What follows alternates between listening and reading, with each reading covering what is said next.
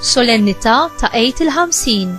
Qari mill-Evanġelju ta' San Ġwan, kapitlu 20, versi minn 19 sa 23. Dakinhar fil-għaxija, fl-ewwel jum tal-ġimgħa, meta id-dixxipli kienu flimkien imbeżża mill-lut, bil-bibien magħluqa, ġie Ġesu u qgħad f'nofshom u qalilhom: Is-sliem għalikom. Kif qal hekk, urihom idejh u ġenbu.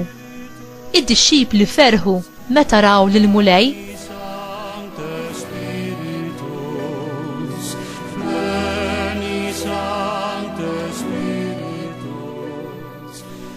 Imbagħad Ġesu tenna jgħidilhom: Is-sliem għalikom. Kif il-Missier bat lili, hekk jien nibgħat lilkom.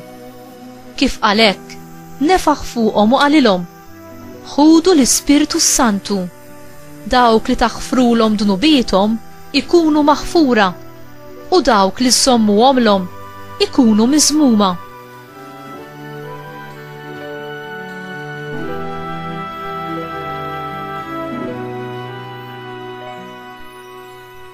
Il-kelma tal-mulej, tifħir lilek Kristu.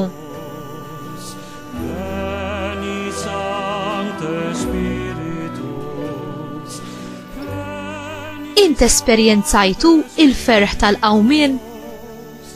Ġesu imqajjem mill-mewt irrivela il-glorja tal-qawmien tiegħu lid-dixxipli b'mod gradwali u fuq perjodu ta' żmien. Anki wara li d-dixxipli raw il-qabar vojt u semaw ir-rapporti li Ġesu der lin-nisa, kienu għadhom dgħajfa fil-fidi u beżana li setgħu jiġu arrestati mill-awtoritajiet Lut. Meta Ġesu derilhom, offrilhom provi tal-qawmien tiegħu billi urihom il-pjagi tal-passjoni tiegħu, idejh u ġenbu minfuda. U ikkalma il-beżat tagħhom u ġabilhom il-paċi li taqqat il-midinbin u li tagħmilna ħbieb ma' Alla.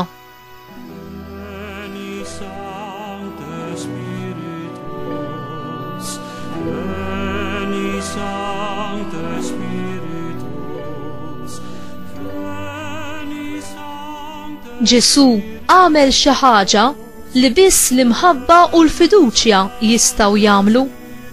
U ta' l-inkarigu lid-dixxipli dgħajfa u magħluqa fihom infushom biex iwasslu l-Evanġelju sa truf l-art. Din li bat lid-dixxipli hi parallella għal meta il-Missier bat lil Ġesu fid-dinja. Ġesu wettaq il-missjoni tiegħu permezz tal-imħabba u l-ubbidjenza perfetta għar-rieda tal-Missier. U sejjaħ lid-dixxipli tiegħu u jsejjaħ lilna wkoll bl-istess mod. L-istess bħalma ta' lill-ewwel dixxipli id-don tal-Ispirtu Santu u jonfoħ fuqna l-istess Spiritu Santu li jimlina u jsaħħaħna bil-qawwa u bil-grazzja tiegħu biex aħna wkoll inwettqu din l-istess sejħa bħad-dixxipli. Permezz tad-don tal-fidi aħna wkoll inxandru li Ġesu u l-mulej u Alla tagħna. U miet u qam ħalli aħna wkoll nistgħu nqumu għal ħajja ġdida fih. Il-mulej joffri lil kull wieħed u waħda minna ħajja ġdida fl-ispirtu tiegħu biex aħna insiru nafuh personalment u nimxu f'din it-triq ta' ħajja ġdida permezz tal-qawwa redentiva tiegħu li kiseb bil-qawmien tiegħu mill-mewt. U inti qed tgħixha l-kelma ta' Alla u x'għandara bil-kliem u l-eżempju ta' ħajtek? Tħallih l-Ispirtu Santu jittrasformak u jgħalmek iżjed biex tkun tixbaħ lil Kristu? Kemm titolbu jgħinek tirbaħ fuq in-nuqqasijiet u d-djufijiet tiegħek u kull ma jista' jżommok lura milli twettaq ir-rieda tal-Missier?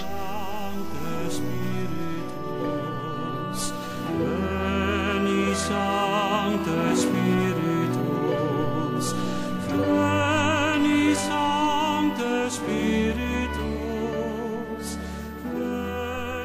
nħadmu lej Ġesu. Permezz tar-rebħa tiegħek fuq id-dnub u l-mewt, inti issaltan fuq il-qawwa ta' dlamijiet. Enni nersaq lejk u nafda f'kemtek li tagħti l-ħajja.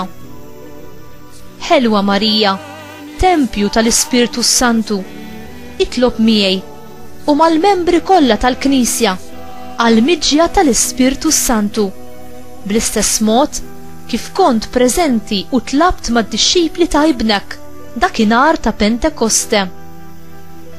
Allimni inħalli l-Ispirtu ta' Alla iqawwini fil-fidi tiegħi fil-wedid tiegħu, fit-tama tiegħi fil-qawwa tal-qawmin mill-mewt u fil-ħajja ta' dejjem miegħu fil-ġenna.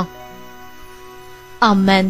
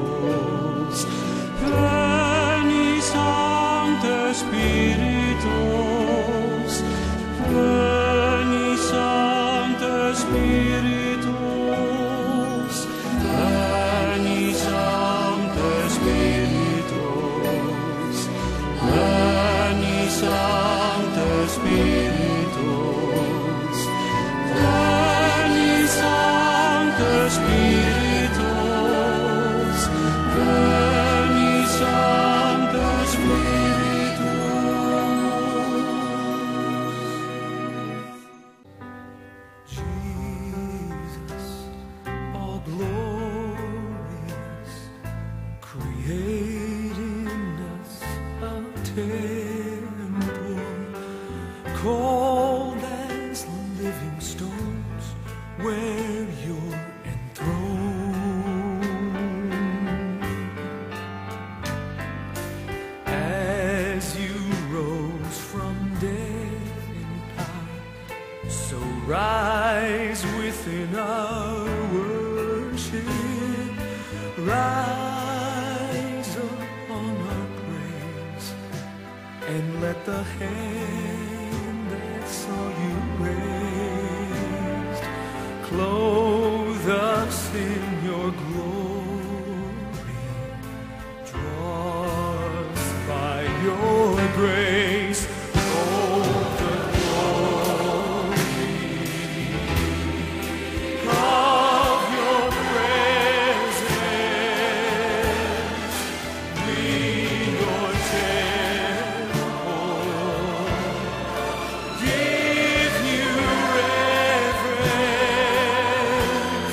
So come and rise from your rest and be blessed by our praise as we glory in your embrace. As your presence now fills this place.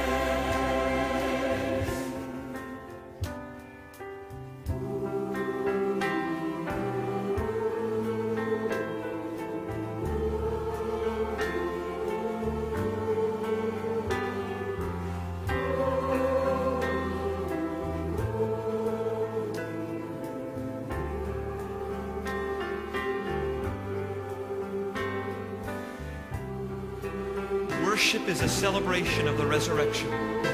As we worship Him, the Lord Jesus begins to rise up within us until we are abiding in the fullness of His presence.